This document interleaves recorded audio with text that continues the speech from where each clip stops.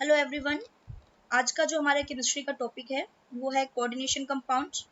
Basically ये जो topic है वो एक इनऑर्गेनिक केमिस्ट्री का हमारा ये पार्ट है।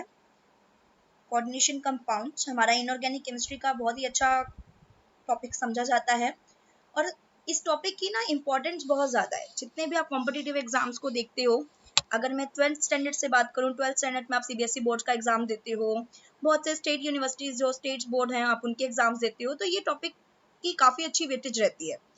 और आगे अगर मैं बात करूँ, बहुत से बच्चे आईआईटी जैम का एग्जाम देते हैं, नेट का एग्जाम देते हैं, नेट का एग्जाम जैसे आफ्टर एमएससी देते हैं। आप आफ्टर एमएससी आपका जो गेट का एग्जाम होता है, और कुछ बच्चे आफ्टर 12th जो हम जेई का एग्जाम देने वाले एस्पिरेंट्स हैं। सो सभी के लिए ये जो केमिस्ट्री का एक बहुत ज़्यादा कहते हैं स्ट्रॉन्ग वेटेज का जो टॉपिक होता है, जिसको एक को कर दो आप बहुत अच्छे नंबर 15-20 नंबर स्कोर कर पाओगे।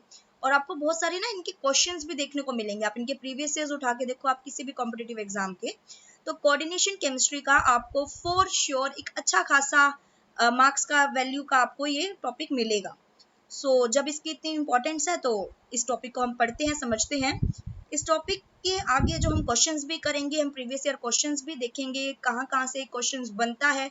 लेकिन उससे पहले जो हमारा एक थोड़ा सा बेसिक ओवरव्यू जो होता है किसी टॉपिक को लेने का, उसकी कंसेप्ट क्या है, उसमें जो टर्म्स यूज हो रही हैं, उसका पीछे का बैकग्राउंड क्या है, वो पढ़ना इंपॉर्टेंट हो जाता है। तो सबसे पहले हम उसके बारे में जानकारी रखेंगे, फिर हम अपने क्वेश्चन पे कवर करेंगे, प्रैक्टिस क्वेश्चंस करेंगे जैसे जैसे आगे बढ़ेंगे। लेकिन आज की क्लास में हम इसके बेसिक जो कंसेप्ट्स हैं उसके ऊपर फोकस करेंगे। तो चलिए पढ़ते हैं कोऑर्डिनेशन कंपाउंड्स। कोऑर्डिनेशन कंपाउंड सबसे पहले तो ये बात जाननी जरूरी है कि हमारे जो ये पीरियोडिक टेबल में किसको कवर करता है। मतलब अगर हम पीरियोडिक टेबल है हमारी कुछ पीरियोडिक टेबल कुछ इस तरह से, अगर हम बहुत ही रफ डिवीजन करें, एस ब्लॉक, यहाँ हमारे डी एंड एफ ब्लॉक, यहाँ आता है हमारा पी ब्लॉक। एस ब्लॉक की केमिस्ट्री बहुत अलग चलती है, आप 11th में भी पढ़ चुके हैं कुछ इसका portion. P block 11th and 12th में आधा आधा पढ़ाया जाता है। डी एंड एफ ब्लॉक आता है आपका 12th में। अगर मैं एनसीईआरटी बोर्ड की बात करूं तो 12th में हम लेते हैं डी एंड एफ ब्लॉक, और यहाँ हमारे लेंथ एंड विड्थ भी होते हैं। राइट, नीचे का हम पीरियोडिक टेबल हमने पढ़ा है। इस डी एंड एफ ब्लॉक में इसको कहा जाता है ट्रांजिशन सीरीज, और आप सभी अब जानते होंगे कि ट्रांजिशन सीरीज भी क्यों कहा जाता है इसको। इस ट्रांजिशन सीरीज में हमारे पास आती है 3D, 4D और 5D के। 3D ये जो हमारा कोऑर्डिनेशन कंपाउंड है बेसिकली किसको फोकस करता है या किसको कवर करता है, तो ये कवर करता है हमारे ट्रांजिशन मेटल्स को। यानी कि ये जो बीच का आपको हिस्सा मिलता है, ये सभी ट्रांजिशन मेटल्स हैं। इसके ही कॉम्प्लेक्स, इसकी केमिस्ट्री हम इस कोऑर्डिनेशन केमिस्ट्री के अंदर, मैं बोलूं तो उसके अंदर हम भी पढ़ते हैं। तो एक बात क्लियर, पीरियोडिक टेबल में कौन से सेक्शन को ये कवर करता है, तो ये ट्रांजिशन मेटल्स को कवर करता है। तो अब जानते हैं कोऑर्डिनेशन कंपाउंड्स क्या है। एक बहुत ही रफ आइडिया दूं तो एज ए नट शेल ये दो चीजों पे ही काम करेगा। एक होगा इसमें मेटल, दूसरा होगा इसमें लिगेंड। क्या होगा, एक होगा मेटल और दूसरा होगा लिगेंड। और मेटल और लिगेंड का ही आपस में एक कॉम्प्लेक्स बनता है, उसको कहते हैं कोऑर्डिनेट कॉम्प्लेक्स बोले जाए या कोऑर्डिनेशन कंपाउंड्स बोले जाएंगे। एक बार इसके डेफिनेशंस भी देख लेते हैं। कोऑर्डिनेशन कंपाउंड्स क्या होते हैं? Coordination compounds are chemical compounds that contain a central metal atom या आयन। अब इसको आयन क्यों बोला जाता है, अब जैसे जैसे आगे पढ़ेंगे आपको समझ में भी आएगी ये बात। विच इज सराउंडेड बाय, क्या होता है, surrounded by number of oppositely charged ions या न्यूट्रल मॉलिक्यूल। और ये जो चार्ज पार्टिकल्स होते हैं या चार्ज आयंस हैं या न्यूट्रल मॉलिक्यूल्स हैं, जो मेटल से ऑपोजिट चार्ज रखते हैं, वो होते हैं हमारे लिगेंड्स। कोऑर्डिनेशन कंपाउंड्स क्या होते हैं, इस तरह के कंपाउंड्स हैं, केमिकल कंपाउंड्स हैं, जहां एक सेंट्रल मेटल एटम होता है। आप एक समझ लिए, बहुत ही रफ आइडिया है। लेट अस सपोज ये सेंट्रल मेटल एटम है, और ये सेंट्रल मेटल एटम अपने चारों तरफ लिगेंड से सराउंड होता है। किससे सराउंड होता है? लिगेंड से सराउंड होता है। तो आपको इसी की ही केमिस्ट्री यहाँ पढ़नी है। किसकी केमिस्ट्री पढ़नी है? मेटल्स की। सेंट्रल मेटल एटम सेंटर पे है और उसके चारों तरफ जो है वो है लिगेंड्स। उनके बीच में कौन से तरह का बॉन्ड बनता है? There is coordinate bond between metal atom and these ions और मॉलिक्यूल्स। दूसरी बात, यहाँ पे किस तरह के बॉन्डिंग की बात करेंगे? हम बात करेंगे कोऑर्डिनेट बॉन्ड्स की। आप बॉन्डिंग के हिसाब से पढ़ चुके हैं, आपको पता है एक होता है हमारा आयनिक बॉन्ड जिसमें कंप्लीट ट्रांसफर होता है, एक केटाइन बन गया दूसरा एनाइन बन गया। एक होता है आयनिक बॉन्ड, दूसरा हमारा कोवलेंट बॉन्ड, फिर एक तीसरी मिली जुली कैटेगरी आती है जिसको हम कहते हैं डेटिव बॉन्ड या कोऑर्डिनेट बॉन्ड्स, राइट। तो यहाँ जो हम पढ़ेंगे वो है हमारा कोऑर्डिनेट बॉन्ड। हमेशा मेटल एटम और लिगेंड्स के बीच में जो बॉन्ड बनता है कोऑर्डिनेशन कंपाउंड्स में, जैसे उनका नाम ही बताता है, तो वो बॉन्ड बनता है कोऑर्डिनेट बॉन्ड। ऐसे ये कहीं पे लिखकर आपका क्वेश्चन नहीं आएगा कि कौन सा बॉन्ड होता है। बेसिकली जब आप कोऑर्डिनेशन कंपाउंड्स की किसी से बातचीत करते हैं, सबसे पहला क्वेश्चन यही होता है कि आप कौन से बॉन्ड्स की बात करेंगे, तो सीधा दिमाग में हमारा आता है हम यहाँ बात करते हैं, कोई डाउट नहीं, सिंपल और सिंपल कोऑर्डिनेट बॉन्ड्स की, ना ही प्योर कोवलेंट बॉन्ड्स की बात कर रहे हैं, ना ही प्योर आयनिक बॉन्ड्स की बात कर रहे हैं। तो ये तो एक बेसिक आइडिया है कि कोऑर्डिनेशन कंपाउंड्स होते क्या है। अब इसमें दो चीजें जैसे मैंने पहले बात करी, उसमें मैंने बताया एक लिगेंड्स है और दूसरा मेटल है। तो अब ये पढ़ लेते हैं सेंट्रल मेटल एटम आयन क्या होता है और उसकी प्रॉपर्टीज क्या होती है। सो सेंट्रल मेटल एटम और ion, the metal ion surrounded by number of ions or molecules is called as central metal atom. Central metal atom क्या होता है, एक इस तरह का एटम है या मेटल बोलिए आप, जो जिसके चारों तरफ ऑपोजिट चार्ज के आयंस होते हैं। यानी कि आप सीधी सी बात करिए, आप बीच में बैठा हुआ जो मेन चीज है, अगर ये चीज है दिस इज द मेन, जिसके सराउंडेड अगर कुछ कॉम्प्लेक्स बन रहा है तो this is the central metal atom, और उससे ही यहाँ कोऑर्डिनेट बॉन्ड से लिगेंड्स जुड़े हैं। सो बेसिकली ये बहुत ही ज्यादा रफ आइडिया है, आपको समझाने के लिए बस समझा रहे हैं। तो ये जो बीच का डॉट है this is the central metal atom, जिस जो सारा के सारा इस कॉम्प्लेक्स की प्रॉपर्टी को गवर्न करेगा, वो तो हम आगे पढ़ेंगे, ठीक है। सो एक एग्जांपल के से समझते हैं, जैसे दिस इज, ये आपका एक कॉम्प्लेक्स है, this is the coordinate complex, इसके अंदर ये जो मेटल है दिस इज Fe, आयरन अपनी 2+ ऑक्सीडेशन स्टेट में है, तो ये है सेंट्रल मेटल एटम। और Cn यहाँ जो है वो है लिगेंड, और 6 यानी कि ये बता रहे हैं कि आयरन जो है, अगर ऐसा आयरन है, हमारा आयरन है वो सेंटर पे, अगर हमारा आयरन बैठा है तो इससे 6 साइनाइड लिगेंड्स जो हैं वो जुड़े हुए हैं। तो यहाँ पर हमारा इस तरह से पूरा का पूरा कोऑर्डिनेट कॉम्प्लेक्स बनता है। बीच वाला हिस्सा इसको कहते हैं सेंट्रल मेटल एटम। सराउंडिंग में अगर मैं इसको लिगेंड को सिर्फ L से डोनेट करूँ तो यहाँ हमारे लिगेंड लगे होते हैं। क्या लगे होते हैं हमारे लिगेंड्स। तो ये 6 लिगेंड्स ने आयरन को सराउंड किया और पूरा एक कॉम्प्लेक्स बनाया, ठीक है। अब कुछ पॉइंट्स पढ़ लेते हैं, और ये पॉइंट्स क्या है कि बहुत ही, जैसे कहते हैं ना 1 मार्क में कोई क्वेश्चन पूछ लेता है तो वो बहुत ही बेसिक क्वेश्चन हमारा बनता है यहाँ से। जो सेंट्रल मेटल एटम होता है वो एक इलेक्ट्रॉन डेफिशिएंट स्पीसीज है। देखिए यहाँ पर इलेक्ट्रॉन डेफिशिएंट स्पीसीज इसको होना ही होगा, क्योंकि अगर मेटल डेफिशिएंट नहीं होगा तो लीगेंड इसको अपने इलेक्ट्रॉन्स कैसे देगा और एक कोऑर्डिनेट बॉन्ड कैसे बनेगा।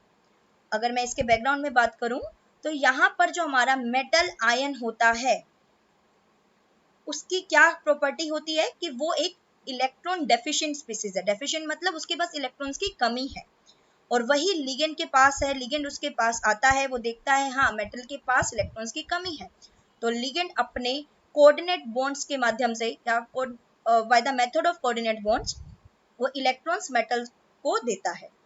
सो एक बात, यहाँ जो सेंट्रल मेटल एटम है क्या वो इलेक्ट्रॉन डेफिशिएंट है या सफिशिएंट है, तो इलेक्ट्रॉन डेफिशिएंट होता है। इट कैन एक्सेप्ट, अगला पॉइंट है, it can accept a pair of electrons. Obviously अगर कोई इलेक्ट्रॉन डेफिशिएंट स्पीसीज है that has tendency to accept the electrons, right.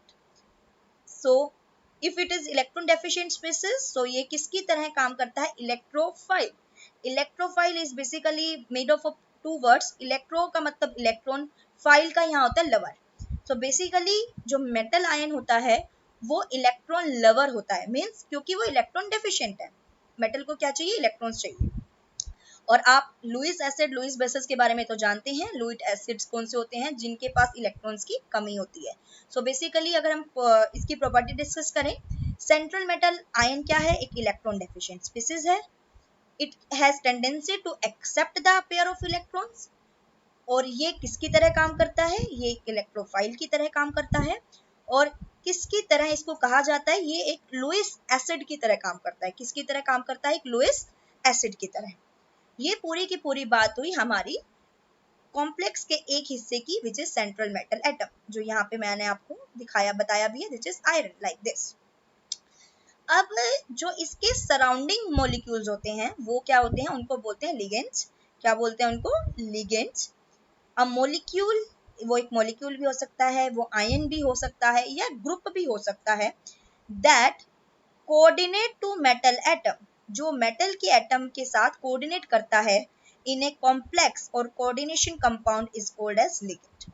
Ligand क्या होता है, मेटल एटम या मेटल आयन है या उसके ग्रुप हो सकता है, एक ऐसा मॉलिक्यूल, आयन और ग्रुप जो मेटल के साथ कोऑर्डिनेट बॉन्ड बनाता है, और उस कोऑर्डिनेट बॉन्ड के रिजल्ट से हमें क्या मिलता है, कोऑर्डिनेशन कंपाउंड।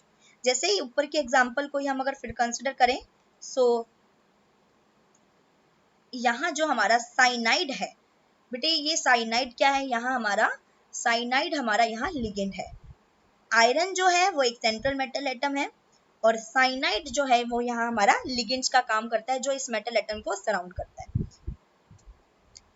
सो यहाँ हमने लिगेंड्स के बारे में डिस्कस कर लिया, तो एक बार प्रॉपर्टीज के बारे में डिस्कस कर लेते हैं कि लिगेंड्स की क्या प्रॉपर्टीज होती हैं। सो प्रॉपर्टीज ऑफ लिगेंड्स। लिगेंड कौन सी स्पीसीज हो सकती हैं, यानी कि देखिए लिगेंड का काम है इलेक्ट्रॉन्स को देना। सो वही स्पीसीज लिगेंड की तरह एक्ट कर सकती है जिनके पास ऑलरेडी सफिशिएंसी होगी इलेक्ट्रॉन्स की। तो एक बात तो यहाँ से हमारे पास क्लियर हो जाती है कि लिगेंड्स वो होंगे जो इलेक्ट्रॉन रिच स्पीसीज होंगे, जिसके पास एक्सेस है किसी चीज की, वही किसी चीज को दूसरे जिसके पास डेफिशिएंसी है उसको डोनेट कर सकता है। और यही डोनेशन से ही जो बॉन्ड बन रहा है वो हमारा इस तरह का, एक तरह का डेटिव बॉन्ड मैं बोलूं, जिसको आप कोऑर्डिनेट बॉन्ड बोलते हो या डेटिव बॉन्ड बोलते हो, एरो से भी हम दिखाते हैं। सो बेसिकली यहाँ जो लिगेंड है वो मेटल को अपने इलेक्ट्रॉन पेयर देगा।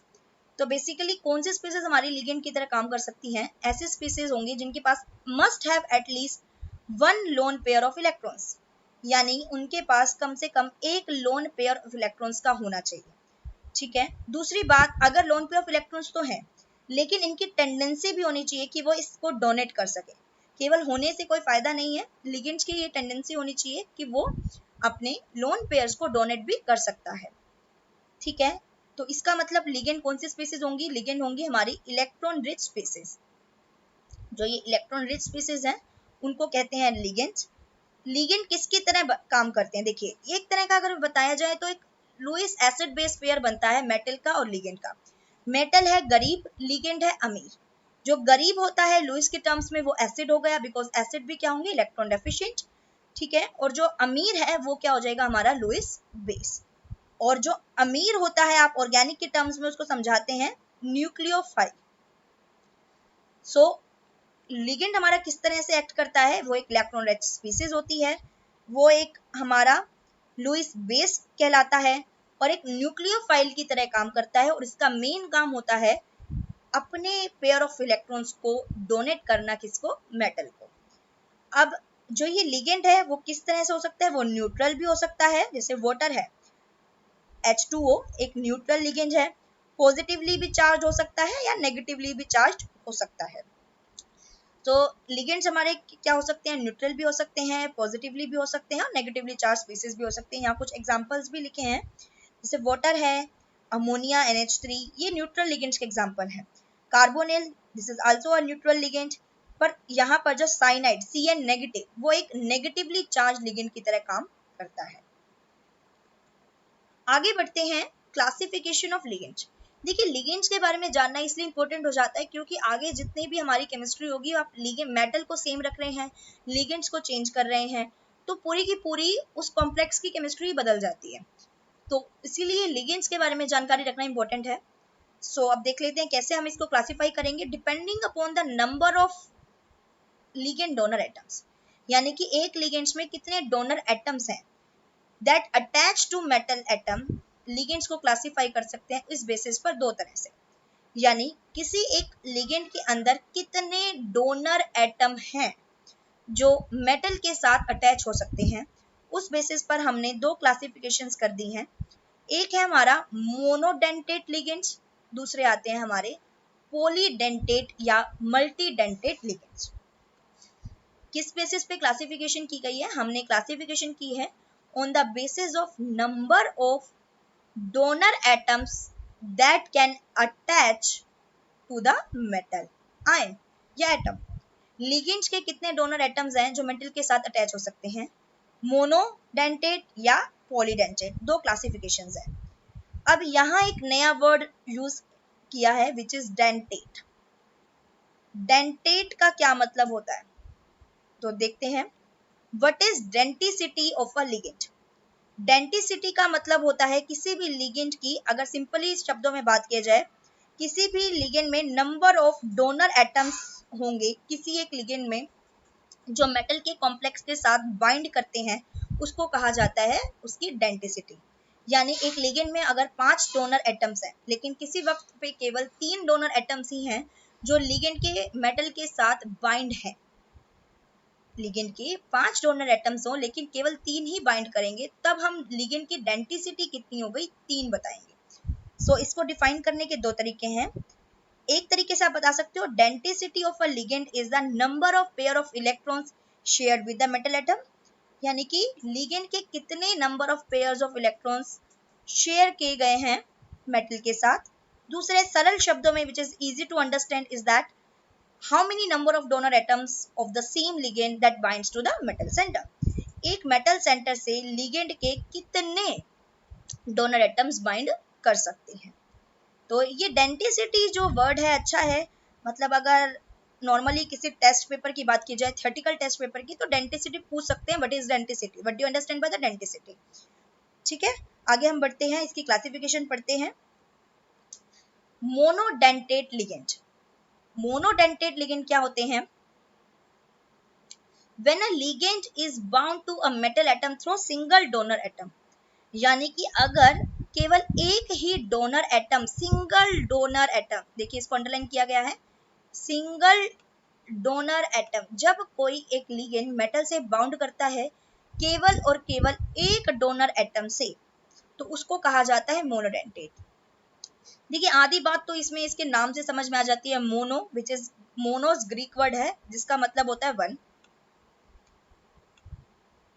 and dentate it is a basically a Latin word, comes from the Latin word dentis which means tooth, right। कि जैसे कहते हैं ना हाथी के दांत, उसी तरह से हमारे यहाँ पे ये जो टूथ वर्ड है, डेंटिस्ट वर्ड है, फॉर ये बता रखा है कि एक लिगेंड के डोनर एटम, कितने डोनर एटम हैं वो मेटल से बाइंड करेंगे। अगर सिंगल डोनर एटम बाइंड करता है तो उसको कहते हैं मोनोडेंटेट लिगेंड। मोनोडेंटेट लिगेंड मतलब सिंगल डोनर एटम बाइंड करता है मेटल के साथ अपना कोऑर्डिनेट कॉम्प्लेक्स बनाने में। इसको अच्छे से समझेंगे जब हम इसके एग्जांपल्स देखते हैं। तो देखिए यहाँ पे हमको सारे के सारे जितने भी एग्जांपल्स हैं वो क्लासिफिकेशंस करके बताया गया है। Negatively charge ligands and neutral ligands, ये मोनोडेंटेट का ही पार्ट है।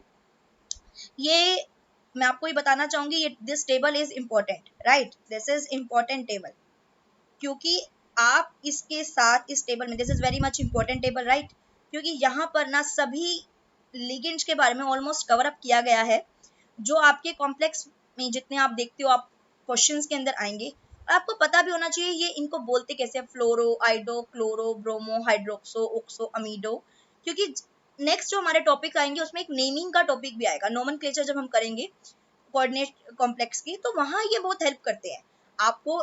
इनकी पिक्चर, एक तरह का पिक्चर बना लीजिए माइंड में कि नेगेटिवली चार्ज लिगेंड्स हैं, थोड़ा बेसिक आइडिया, न्यूट्रल लिगेंड्स हैं उसका भी basic idea.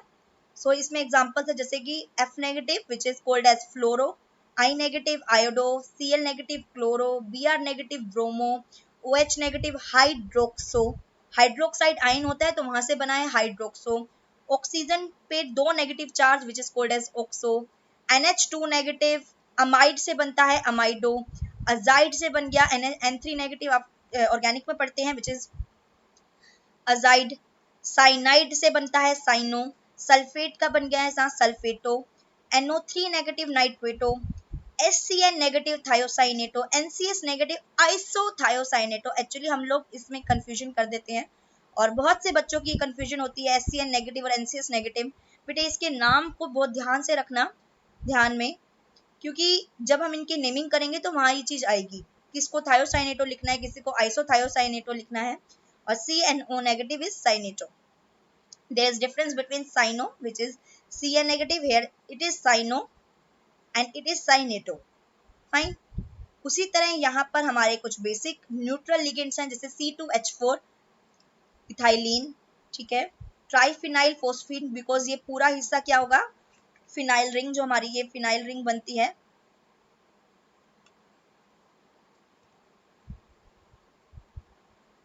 So this is हमारी, अगर हम बात करें, ये जो हमारी फिनाइल रिंग होती है तो उसी से बन गया।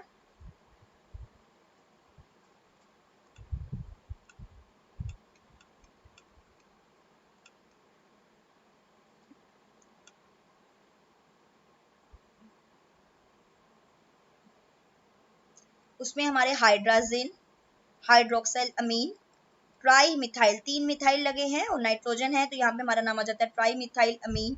कार्बोनिल, वेरी इंपॉर्टेंट, आप तो इसको अंडरलाइन कर लीजिए, कार्बोनिल, बिकॉज कोऑर्डिनेशन कंपाउंड्स के साथ ही कार्बोनिल केमिस्ट्री भी हमारी चलती है। सो ये कार्बोनिल बहुत ज्यादा इंपॉर्टेंट आ जाता है।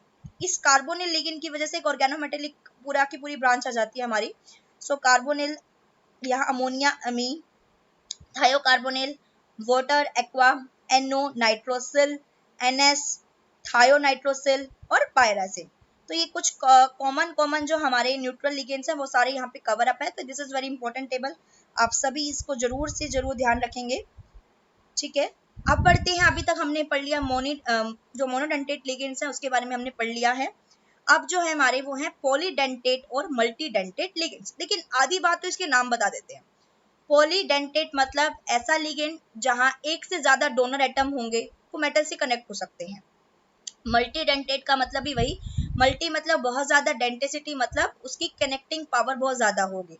सो एक बार डेफिनेशन भी पढ़ लेते हैं।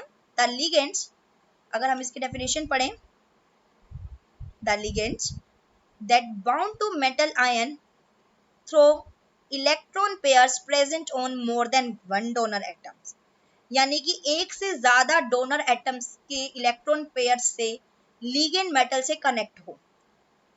इसका मतलब यहाँ पर पॉलीडेंटेट का मतलब ऐसे लिगेंड्स जो मेटल के साथ कनेक्शन प्रोवाइड कराने के लिए अपने एक से ज्यादा डोनर एटम्स को दे सकते हैं। पॉलीडेंटेट लिगेंड्स को क्या कहा जाता है, इनको कहा जाता है किलेटिंग लिगेंड्स। क्या कहा जाता है, किलेटिंग लिगेंड्स। ये किलेटिंग लिगेंड्स क्या होते हैं, कीलेट कॉम्प्लेक्स क्या होते हैं, इसका भी एक पूरा सुप्रामोलिकुलर केमिस्ट्री है।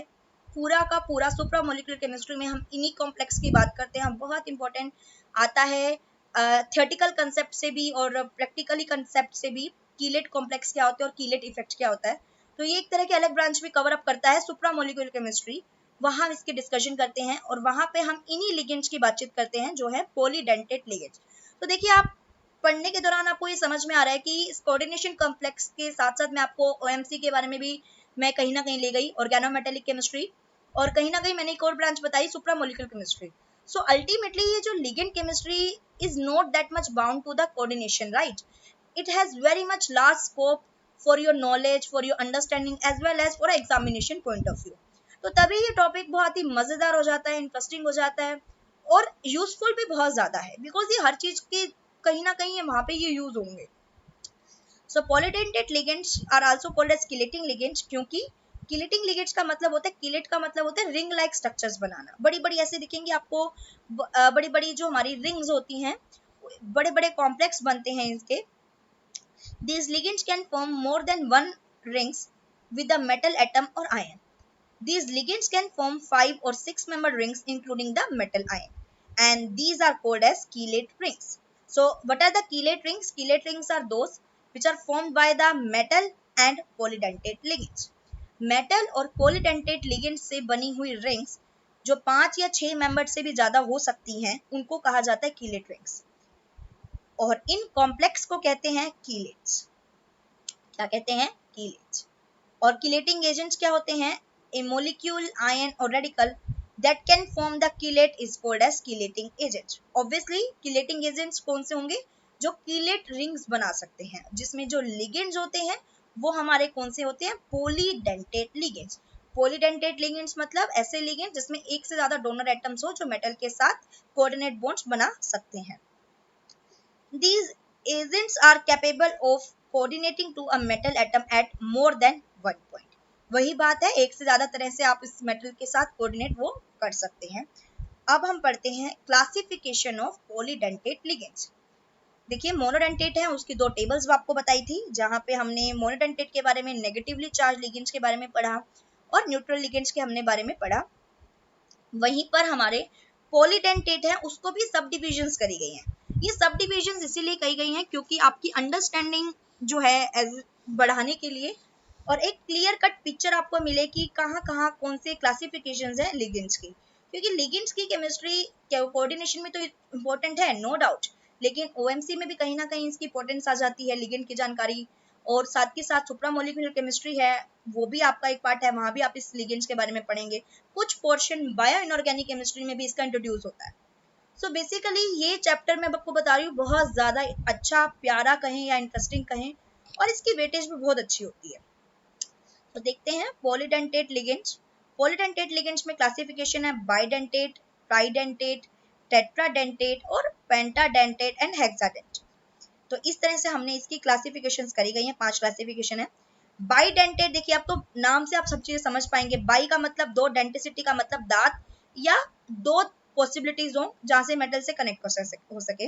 सो इसमें हमारे पास ये एक बहुत ही कॉमन एग्जांपल है ऑक्जेलिटो, और इसका आप सिंबल भी ध्यान रखना बिकॉज आगे हम जब पढ़ेंगे कॉम्प्लेक्स तो डायरेक्ट OX लिख कर आता है, तो आपको समझ में आएगा कि ऑक्सीलिटो के बारे में बात कर रहे हैं। ऑक्सैलिक एसिड का ही बना है बच्चे ये। ऑक्सैलिक एसिड होता है, उसमें से H को हटा दिया गया है, आयंस के फॉर्म में है, तो नेगेटिवली चार्ज लिगेंड का भी एग्जांपल आ जाता है ऑर्गेनिक का। सो ऑक्सलेटो आ जाता है। दूसरा है हमारा ग्लाइसिन जो होता है, उससे हमारा पास वहां बनता है ग्लाइसिनेटो। दूसरा DMG। DMG तो बहुत ही ज्यादा इंपॉर्टेंट हो जाता है बिकॉज जब हम अपने एग्जामिनेशन में हम प्रैक्टिकल पर्पस भी बात करें तो डाई मिथाइल जो है ग्लाइकोजिमेट, इसके साथ हमारा प्रैक्टिकल होता है। और जो MSc स्टूडेंट होंगे वो इस बारे में बहुत ज़्यादा अच्छे से कनेक्ट कर पाएंगे कि MSc के अंदर DMG के साथ हमारी प्रैक्टिकली एग्जामिनेशन जो वर्क होता है वो भी होता है, तो वहाँ ये हम कॉम्प्लेक्स बनाते हैं। तो ये बाइडेंटेट कॉम्प्लेक्स के एग्जाम्पल हैं। ट्राइडेंटेट का मतलब वही है, 3 तरह से पॉसिबिलिटी हो कनेक्शन की। देखिए यहाँ पे आपको लोन पेयर दिख रहा है, यहाँ लोन पेयर्स दिख रहे हैं, यहाँ लोन पेयर्स दिख रहे हैं। So basically metal has 3 sides to connect here. तो यहाँ इसका नाम हो जाता है ट्राइडेंटेट लिगेंड, इसका नाम है डाई इथाइलिन ट्राइअमीन। डाई का मतलब दो, इथाइलिन देखिए यहाँ पर ये इथाइलिन ग्रुप, ये इथाइलिन ग्रुप, ट्राई 3, अमीन 3 अमीन ग्रुप, यहाँ से अमोनिया से अमीन बना, ये वाले। ये अच्छे से आपको समझ में आएगा जब आप इसकी नेमिंग करेंगे, हम पढ़ेंगे आगे की जो हमारा फोकस होगा वो नेमिंग पे भी होगा। सो डाई इथाइलिन ट्राइअमीन, ये इसका पूरा नाम है, इसकी शॉर्ट फॉर्म होती है डाई इन। इस तरह से हम इसको लिखते हैं। किसका एग्जांपल है, ट्राइडेंटेट लिगेंड का। देखिए आप सोचेंगे कि ये जानकारी हम क्यों रखें लिगेंड्स की। एक्चुअली क्या होता है, कई बार हमारा क्वेश्चन किस तरह से बनकर आता है, हमारे को 4 लिगेंड्स दे देते हैं और उसके बारे में हमारे से पूछ लेते हैं। मतलब अगर बहुत ही सिंपल किसी को क्वेश्चन बनाना हो और बच्चे की लिगेंड केमिस्ट्री चेक करनी हो तो आप उसके एग्जांपल्स लिख देते हैं और पूछ लेते हैं ये किस तरह का लिगेंड है, किस तरह के कॉम्प्लेक्स बनाएगा। पहली बात, क्या ये पॉलीडेंटेट है या मोनोडेंटेट है। अगर पॉलीडेंट है तो क्या ये कीलेट कॉम्प्लेक्स बना सकता है या नहीं बना सकता। ठीक है, फिर पॉलीडेंटेट में भी पूछ लेगा कि ये बाइडेंटेट की कैटेगरी में आता है या ट्राइडेंटेट की कैटेगरी में आता है। अच्छा, कई बार जो प्रैक्टिकल एग्जाम लेते हैं एग्जामिनर्स वो तो स्ट्रक्चर्स बनवा के ही पूछ लेते हैं, चलिए बनाइए DMG का कॉम्प्लेक्स है इसका स्ट्रक्चर बनाइए।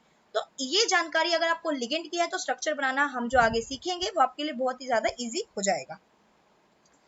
अगला एग्जांपल है हमारा टेट्राडेंटेट लिगेंड। टेट्रा मतलब 4, डेंटिसिटी मतलब 4 तरह की पॉसिबिलिटी या 4 तरह के साइट्स हैं जहां से कनेक्शन की पॉसिबिलिटी है। सो देखिए यहाँ पर लोन पेयर्स हैं, यहाँ लोन पेयर्स हैं, यहाँ पे लोन पेयर्स हैं, यहाँ पे लोन पेयर्स हैं। तो अगर मेटल को यहाँ बीच में देखिए, अगर यहाँ मेटल को बीच में बिठा दिया जाए तो यहाँ अगर हमारा पास सेंटर पे हमारा मेटल बैठा है तो मेटल के कनेक्शन के यहाँ से चारों तरफ से मेटल जो है वो कनेक्ट कर सकता है, यहाँ से कनेक्ट भी कर सकता है, यहाँ से भी कनेक्ट हो सकता है, यहाँ से भी कनेक्ट हो सकता है। सो बेसिकली ये मेटल की कनेक्शंस के बारे में बातचीत हो रही है। सो टेट्राडेंटेट का ये एग्जांपल था, which is tri ethylene tetramine. Tri का मतलब 3 इथाइलिन ग्रुप है, ये देखिए ये पूरा का पूरा एक इथाइलिन ग्रुप, ये सेकंड इथाइलिन ग्रुप, ये थर्ड इथाइलिन ग्रुप, ठीक है। और टेट्रा 4 अमीन ग्रुप हैं, एक ये रहा, एक ये रहा 2, this is third one, this is fourth one. तो ये नेमिंग बहुत इजी है, आप कॉम्प्लिकेटेड मत समझिए कि इतने बड़े बड़े हम नाम कैसे याद करें। आपको नेमिंग पता है, आप स्ट्रक्चर उसी वक्त बना सकते हैं, और अगर आपको स्ट्रक्चर पता है आप नेमिंग लिख सकते हैं, तो कोई डिफिकल्ट बात नहीं है। नेक्स्ट है हमारा पेंटाडेंटेट लिगेंड। पेंटा मतलब 5, डेंटिसिटी का मतलब 5 तरह जगह से साइड्स की पॉसिबिलिटी है कनेक्शन की। सिमिलरली उसकी जो पहले एग्जांपल्स हैं इसकी एक्सटेंशन है, इसमें है टेट्रा इथाइलिन पेंटा अमीन। क्या है? Tetra ethylene. तो देखिए 4 इथाइलिन ग्रुप आपको दिख रहे होंगे, 1 2 3 और ये 4। और पेंटा इथाइलिन देखिए, पेंटा अमीन, पेंटा अमीन यहाँ वाला ग्रुप, एक यहाँ वाला ग्रुप, एक हमारा ये ग्रुप, एक हमारा ये ग्रुप, एंड ये हमारा लास्ट ग्रुप। सो बेसिकली 5 हमारे यहाँ अमीन ग्रुप है, उसी तरह से उसका नाम लिख दिया, which is टेट्रा इथाइलिन पेंटा अमीन। एक लास्ट रह गया, बहुत इंपॉर्टेंट हो जाता है ईडीटीए, और मैं बताऊंगी आप आगे बहुत सारे ऐसे कॉम्प्लेक्स देखेंगे जो ईडीटीए के कॉम्प्लेक्स देखेंगे, और प्रैक्टिकल में ईडीटीए का बहुत ज्यादा यूज होता है, और बहुत जगह ईडीटीए फुल फॉर्म भी कहीं ना कहीं पूछ लेते हैं, क्योंकि ईडीटीए जो है एग्जामिनर है, जब कोई प्रैक्टिकल पर्पस ले रहा होता है तो वो पूरा फुल फॉर्म पूछ लेता है ईडीटीए की क्या होती है। कई बार तो हम देखेंगे कि बहुत बेसिक क्वेश्चन होता है, किसी किसी ने कॉम्पिटिटिव एग्जाम में ईडीटीए की फुल फॉर्म, उसका स्ट्रक्चर, उसकी, हाँ ईडीटीए से ये भी पूछ लेते हैं ईडीटीए हेक्साडेंटेट है या टेट्राडेंटेट है या मोनोडेंटेट है या पेंटाडेंटेट है, क्योंकि ना कई कॉम्प्लेक्स में जो हमारा ईडीटीए है वो टेट्राडेंटेट का भी काम करता है। टेट्राडेंटेट मतलब 4 साइड से कनेक्ट होगा, ठीक है। वैसे ही कौन से कितने तरह का लिगेंड है, किस कैटेगरी में आता है, ये आता है हमारा हेक्साडेंटेट लिगेंड में। तो और कोई स्ट्रक्चर आप याद रखें ना रखें, ईडीटीए का ध्यान जरूर रखेंगे। ईडीटीए का स्ट्रक्चर है इथाइलिन डाइअमीन टेट्रा एसीटेटो। मतलब देखिए आप यहाँ पे इथाइलिन डाइअमीन, यहाँ डाइअमीन टेट्रा एसीटेटो, टेट्रा में 4, एसीटेटो मतलब एसीटेट जो ग्रुप होते हैं वो 4 लगे हुए हैं, 1 2 3 और ये है 4। तो ईडीटीए का स्ट्रक्चर आप इंपॉर्टेंट डाल के लिख सकते हैं। अगर मैं इसको स्ट्रक्चर को बोलूं, आप ईडीटीए का जो स्ट्रक्चर है वो एक इंपॉर्टेंट स्ट्रक्चर है आपके लिए, आप इसका स्ट्रक्चर जो है वो बहुत ही ज्यादा इंपॉर्टेंट वे में ध्यान रखेंगे, ठीक है। और नेक्स्ट आगे हम बढ़ते हैं, अलग हमारी एक कैटेगरी आ जाती है एम्बीडेंटेट लिगेंड। देखिए ये मोनोडेंटेट लिगेंड का ही एक हिस्सा है। मोनोडेंटेट जैसे आपको पहले बताया था, ऐसा लिगेंड जहां पे जो मेटल से केवल एक डोनर एटम से कनेक्ट हो, लेकिन उसमें एम्बीडेंटेट लिगेंड्स क्या होते हैं, उसे डिफरेंट कैसे हैं। एक बार ध्यान रखें, ये कई बार ये क्वेश्चन भी पूछ लेते हैं कि एम्बीडेंटेट लिगेंड किस कैटेगरी में आते हैं, क्या ये बाइडेंटेट है या मोनोडेंटेट है, तो आंसर इसका करेक्ट है मोनोडेंटेट लिगेंड्स। एम्बीडेंटेट लिगेंड्स जो हैं it is a category of या special case of monodentate ligands. तो क्या होते हैं एम्बीडेंट लिगेंड्स, वो देखते हैं। Ligands which has 2 different atoms and either of them ligates in the complex is called ambident ligands। यानी कि ऐसे लिगेंड जिनके पास 2 डोनर एटम्स तो हों जैसे, लेकिन एक टाइम पर वो मेटल से केवल एक ही लिगेंड से बाउंड हो सकते हैं। इसके एग्जांपल है जैसे HCN नेगेटिव है, NO2 नेगेटिव है। देखिए कैसे समझते हैं, जैसे NO2 में यहाँ पर it can coordinate to metal atom through nitrogen as well as oxygen.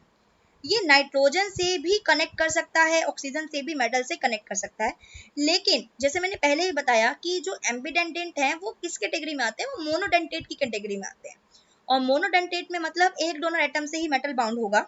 सो यहाँ पर एक टाइम पर लेट अस सपोज अगर नाइट्रोजन के लोन पेयर्स हैं और वो उसके हेल्प से यहाँ पे कोऑर्डिनेट बन रहा है, बॉन्ड बन रहा है, तो यहाँ पर आएगा N atom coordinated to metal, ठीक है। दूसरा तरीका ये है ऑक्सीजन, इसके पास भी ऑब्वियसली लोन पेयर प्रेजेंट है, तो यहाँ ऑक्सीजन भी इस मेटल से बाउंड कर सकता है। सो NO2 नेगेटिव के अंदर दो पॉसिबिलिटीज हैं, क्या मेटल नाइट्रोजन से बाउंड हो, यहाँ पे दो पॉसिबिलिटीज हैं, या तो मेटल इस नाइट्रोजन से बाउंड हो सकता है या वो ऑक्सीजन से भी बाउंड हो सकता है। लेकिन बात ध्यान रखने की है कि एक टाइम पर केवल या तो नाइट्रोजन से होगा या ऑक्सीजन से होगा, क्योंकि मोनोडेंटेट की ही कैटेगरी हमें ये समझाती है। सो उसी तरह हमारा एक अगला जो एग्जांपल था HCl नेगेटिव थायोसाइनेटो, उसमें भी अगर सल्फर से बाउंड हो रहा है, सल्फर एटम कोऑर्डिनेट कर रहा है, तो यहाँ सल्फर से यहाँ पे बाउंड होगा, या दूसरी पॉसिबिलिटीज है कि हमारी यहाँ पर कौन सा बाउंड हो सकता है, दूसरी तरफ से हमारा यहाँ पर नाइट्रोजन भी मेटल्स के साथ कोऑर्डिनेट बॉन्ड कर सकता है। तो ये स्पेशल कैटेगरी आती है एम्बीडेंटेड लिगेंड्स। हाँ, इस तरह के क्वेश्चंस हमने देखे हैं प्रीवियस ईयर एग्जामिनेशंस में भी देखे हैं। आपको चार आपको ऑप्शन देगा, तो चार ऑप्शंस में आपको चार अलग तरह के लिगेंड्स दे देते हैं, जिसमें एम्बीडेंटेड का एग्जांपल जरूर पूछते हैं कि ये जो लिगेंड है वो एम्बीडेंटेट है, वो या तो पॉलीडेंटेट है, या वो ट्राइडेंटेट है, या वो हेक्साडेंटेट है, क्या है। तो जितने यहाँ डिस्कस किए गए हैं एग्जाम्पल, सारे के सारे इंपोर्टेंट एग्जाम्पल डिस्कस किए हैं, तो आप इन पे तो जरूर ध्यान देंगे, और साथ के साथ पीछे का बैकग्राउंड क्वेश्चन क्या बनता है उसके भी ऊपर भी हम फोकस रखते हैं। तो अभी तक हमारी ऑलमोस्ट डिस्कशन हो चुकी है, जो जो इंपॉर्टेंट लिगेंड्स हैं, लिगेंड की कैटेगरीज क्या है, वो सभी हमने डिस्कस कर लिया है। सो अभी तक हमने किस किस बारे में डिस्कस किया है एक बार हम देख लें। हमने स्टार्ट किया था मोनोडेंटेट लिगेंड्स, उसके बारे में पढ़ा, सिंगल डोनर एटम, फिर उसके दो तरह की टेबल्स पढ़ी, नेगेटिवली चार्ज का आइडिया लिया, न्यूट्रल लिगेंड्स का आइडिया लिया। हमने पॉलीडेंटेट लिगेंड्स के बारे में पढ़ा, किलेटिंग लिगेंड्स क्या होते हैं, किलेटिंग एजेंट्स क्या होते हैं उसके बारे में पढ़ा, इनकी क्लासिफिकेशंस बाइडेंटेट, ट्राइडेंटेट के बारे में, टेट्राडेंटेट, पेंटाडेंटेट के बारे में, हेक्साडेंटेट, एम्बीडेंटेट, इतना हम कवर कर चुके हैं। नेक्स्ट है हमारा व्हाट इज कोऑर्डिनेशन नंबर। हाँ जी, बहुत इंपॉर्टेंट हो जाता है कोऑर्डिनेशन नंबर समझना, क्योंकि आगे जब हम पढ़ेंगे उसके अंदर यही होगा। कोऑर्डिनेशन नंबर 2 है, उसकी अलग से पूरी की पूरी कहानी चलती है, कोऑर्डिनेशन 3 की अलग से चलती है, कोऑर्डिनेशन नंबर 4 की अलग से चलती है। तो बेसिकली कोऑर्डिनेशन नंबर 6 बहुत इंपॉर्टेंट हो जाता है, कोऑर्डिनेशन नंबर 4 बहुत ज़्यादा इंपॉर्टेंट हो जाता है आगे फर्दर इसकी क्लासेस में जो हम पढ़ेंगे कोऑर्डिनेशन कॉम्प्लेक्स की। तो आप समझते हैं कोऑर्डिनेशन नंबर क्या होता है। द नंबर ऑफ आयंस, देखिए कोऑर्डिनेशन नंबर का मतलब होता है कितने नंबर ऑफ आयंस मॉलिक्यूल जो मेटल को सराउंड करते हैं उसको कहते हैं कोऑर्डिनेशन नंबर। बहुत सिंपल है समझने वाला, यानी कि मेटल के साथ उसके कितने पड़ोसी लिगेंड जुड़े हुए हैं उसको कहा जाता है उसका कोऑर्डिनेशन नंबर। कोऑर्डिनेशन नंबर क्या है, द नंबर ऑफ आयंस और molecule surrounding the metal atom, या आयन, मेटल आयन के चारों तरफ लगे हुए जितने पड़ोसी लिगेंड्स हैं उसको कहा जाता है उसका कोऑर्डिनेशन नंबर। जैसे एक एग्जांपल है, ये आपका है प्लेटिनियम का कॉम्प्लेक्स है, जहाँ पे 6 क्लोरीन है, और क्लोरीन किस तरह का हमारा लिगेंड आता है, मोनोडेंटेट लिगेंड का। किस तरह का आता है लिगेंड, मोनोडेंटेट लिगेंड का। साथ के साथ पीछे की भी रिवीजन हमारी चलती रहेगी। सो कोऑर्डिनेशन नंबर हमारे यहाँ पे क्या हो गया यहाँ पर कोऑर्डिनेशन नंबर 6। उसी तरह हमारा अमोनिया है, जैसे अगला कॉम्प्लेक्स है निकिल का कॉम्प्लेक्स है, 4 अमोनिया लगे हैं, तो ये किस तरह का, न्यूट्रल है, मोनोडेंटेट लिगेंड है, कोऑर्डिनेशन नंबर यहाँ पे हो जाता है निकिल का, वो हो जाता है 4। ठीक है, एक बात ध्यान रखनी होती है, हम हमेशा जब भी कोऑर्डिनेशन नंबर में काउंट करते हैं हमेशा हम ये देखते हैं सिग्मा बॉन्ड्स को कंसीडर करते हैं। कौन से बॉन्ड्स को, sigma bond formed by the ligand with the central metal atom.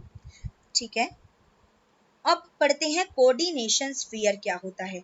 Actually ये टर्म्स बतानी इसलिए इंपॉर्टेंट है क्योंकि आगे हम पढ़ेंगे वर्नर थ्योरी, तो वहां हम यही बात करेंगे कोऑर्डिनेशन स्फीयर क्या है, ठीक है, सेंट्रल मेटल आयन क्या है, लिगेंड क्या है।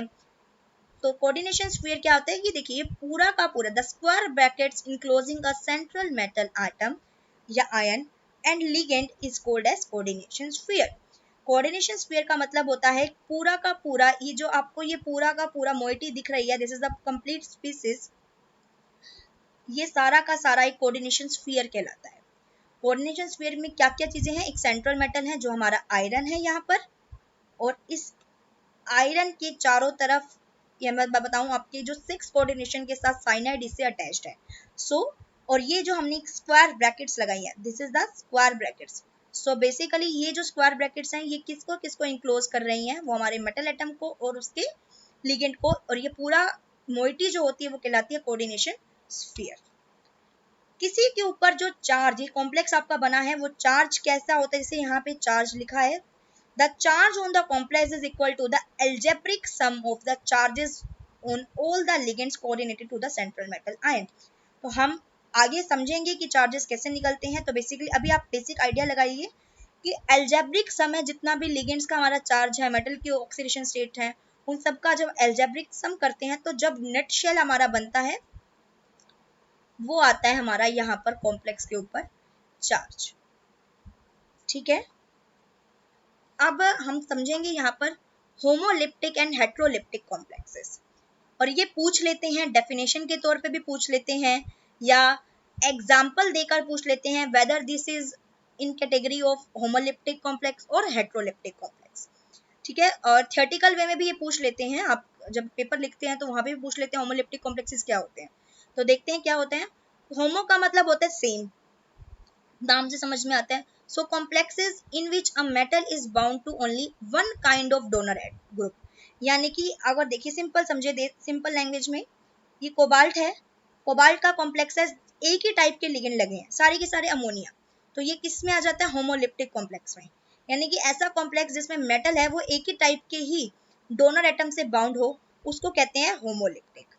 होमो का मतलब सेम, लिप्टिक का यहाँ पे जो हमारा ये है कि ऐसे कॉम्प्लेक्सेस जिसमें सेंट्रल मेटल एटम एक ही तरह के लिगेंड्स के, एक ही टाइप के डोनर एटम से बाउंड हो, उसको कहते हैं होमोलिप्टिक। हेट्रोलिप्टिक, वही हेट्रो का मतलब डिफरेंट हो जाएगा, जिसमें हमारा सेंट्रल मेटल एटम एक ही तरह के डोनर एटम ना हो बल्कि मोर than one kind of donor atom या ग्रुप से बाउंड हो। जैसे यहाँ पर अमोनिया के से जुड़े हैं, साथ के साथ यहाँ पर हमारे क्लोरीन भी है।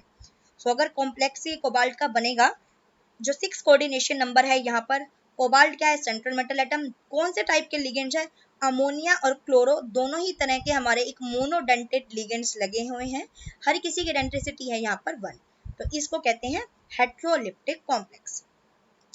सो यहाँ तक हमने बहुत बेसिक जो हमारे कंसेप्ट है उसके बारे में बेसिकली आप बात करें, आपने एक बेसिक कंसेप्ट का पूरा पोर्शन कवर अप कर लिया है कि इसके बारे में कोऑर्डिनेशन कॉम्प्लेक्स क्या होते हैं, उसकी यूटिलिटी क्या है, और पहले ही बताया है ये हर कॉम्पिटिटिव एग्जाम में टॉपिक बहुत ही ज़्यादा वेटेज रखता है। फिर हमने ये समझ लिया सेंट्रल मेटल है क्या होते हैं, लिगेंड्स क्या होते हैं, लिगेंड्स की क्लासिफिकेशन समझी, मोनोडेंटेट, पॉलीडेंटेट, पॉलीडेंटेट की फर्दर क्लासिफिकेशन और कुछ इंपॉर्टेंट एग्जांपल समझे। फिर समझा कोऑर्डिनेशन स्फीयर क्या होता है, कोऑर्डिनेशन नंबर क्या होता है, होमोलिप्टिक कॉम्प्लेक्स क्या होते हैं, हेट्रोलिप्टिक कॉम्प्लेक्स क्या होते हैं। नेक्स्ट हम कंटिन्यू करेंगे हम वर्नर थ्योरी के साथ और कुछ हम नोमेनक्लेचर के बारे में बात करेंगे। तो अभी के लिए थैंक यू वेरी मच।